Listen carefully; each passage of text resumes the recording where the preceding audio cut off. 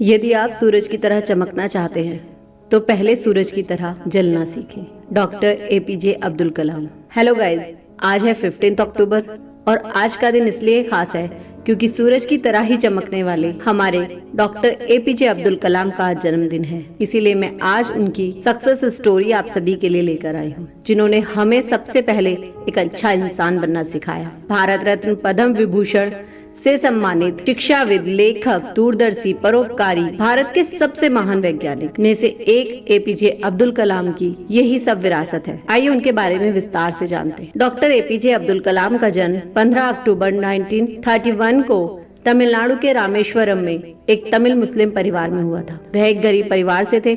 उनके पिता मस्जिद के इमाम व एक नाविक थे जो हिंदू तीर्थयात्रियों को दर्शन कराया करते थे, और उनकी माँ एक गृहिणी थी। नाव के व्यवसाय के कारण अब्दुल कलाम को धातु और लकड़ी के बारे में बहुत अच्छे से परिचित था, जिससे कि उनका इंटरेस्ट धीरे धीरे इंजीनियरिंग की तरफ मुड़ रहा था। एक बार बंगाल की खाड़ी में चक्रवात आने से उनका जो व्यापारिक नाव थी, जो उनका व्यवसाय था, वो पूरी तरीके से ध्वस्त हो गया। कलाम ने अपने परिवार की मदद करने के लिए उस छोटी सी उम्र में, जब वो सिर्फ महज 10 साल के थे, मदद करने के लिए सोचा और सुबह सुबह अखबार बेचना शुरू कर दिया। और उसके बाद वो स्कूल जाया करते थे। उन्हें पढ़ने का बहुत शौक था, इसीलिए उन्होंने सुबह को अखबार बेचने का कार्य शुरू किया, जिससे कि वो अखबार बेचते बेचते ही उसे पूरा पढ़ लेते थे। और इसीलिए उनके परिवार ने आर्थिक रूप से कमजोर होने के बाद भी उन्हें पढ़ाई के लिए हमेशा सपोर्ट किया। स्कूल में मुस्लिम होने की वजह से उन्हें ब्राह्मण बच्चों के साथ नहीं बिठाया जाता था, बल्कि पीछे बिठाया जाता था।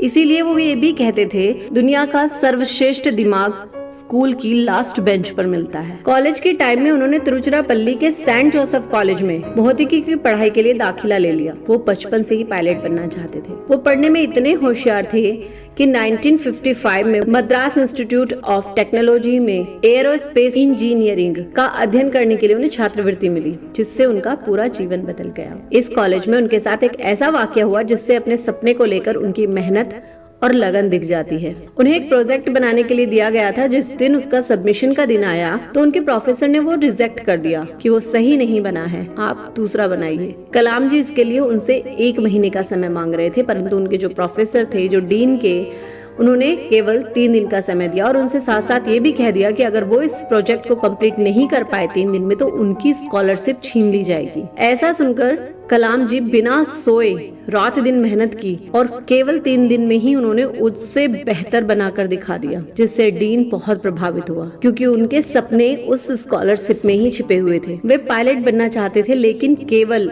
1 रैंक की वजह से उनका ये सपना टूट गया। कहते हैं ना कि 1 से क्या फर्क पड़ जाता है, देखिए कितना होता है। जहाँ केवल 9 सीट थी, उसमें कलाम जी का 10वां नंबर आया था। सिर्फ 1 रैंक से पीछे रह गए थे वो, जिसके कारण वो बहुत टूट गए थे, क्योंकि वो उस एग्जाम को देने के लिए अपनी बहन के गहने गिरवी रख कर आए थे। यहाँ वो आत्महत्या करना चाहते थे, लेकिन जब वो गंगा नदी के किनारे पे घूम रहे थे तभी उन्हें स्वामी शिवानंद जी ने देख लिया और उन्हें अपने आश्रम में ले आए। कलाम जी ने रोते हुए उन्हें सारी बातें बताई और कहा कि मुझ पर अब घर जाने के लिए भी पैसे नहीं हैं, मैं घर जाकर क्या कहूँगा।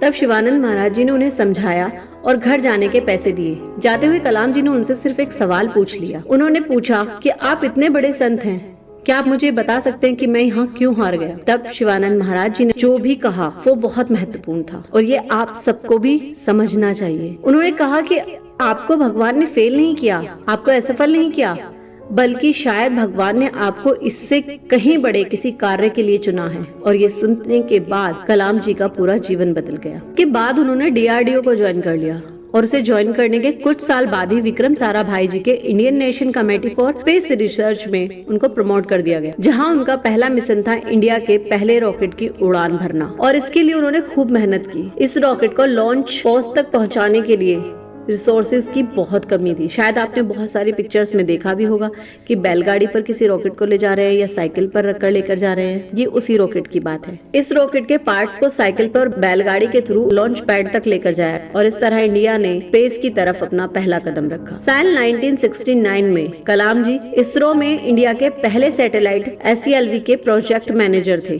10 साल के खून पसीने की मेहनत के बाद ये रॉकेट खड़ा हुआ। उसी टाइम कलाम जी के पिता की मौत हो गई। फिर भी वो अपने लक्ष्य से पीछे नहीं हटे। उन्होंने निजी जिंदगी को साइड में रखा और अपने इस प्रोजेक्ट को कंप्लीट कर रहे थे उसको सबसे ऊपर रखा। लेकिन जब इसे लॉन्च किया गया तब सेकंड स्टेज पर ही टेक्निकल इश्यूज की वजह से बंगाल की खाड़ी में गिर गया और ये प्रोजेक्ट उनका फेल हो गया। सारे लोग उन पर उंगली उठाने लगे। तब प्रोफेसर सतीश धवन जी ने, जो उस वक्त इसरो के चेयरमैन थे, इसकी जिम्मेदारी ले ली, जिसने कलाम जी पर बहुत असर किया। और 1 साल बाद ही SALV 3 का निर्माण किया और फिर इस तरह रोहिणी सैटेलाइट को लॉन्च किया गया। इसकी सफलता के बाद वो वहीं रुके नहीं, बल्कि उन्होंने अग्नि और पृथ्वी जैसी कई मिसालें भारत को दी, जिससे उन्हें पद्म विभूषण व पद्म भूषण दिया गया। और इसके बाद उन्होंने सारी दुनिया को चकमा देकर भारत को वो दे दिया जिसने भारत को एक मजबूत देश बना दिया। उन्होंने परमाणु परीक्षण किया सबकी नजरों से बचकर, और भारत को परमाणु बम दिया, जिससे उन्हें मिसाइल मैन कहा जाने लगा,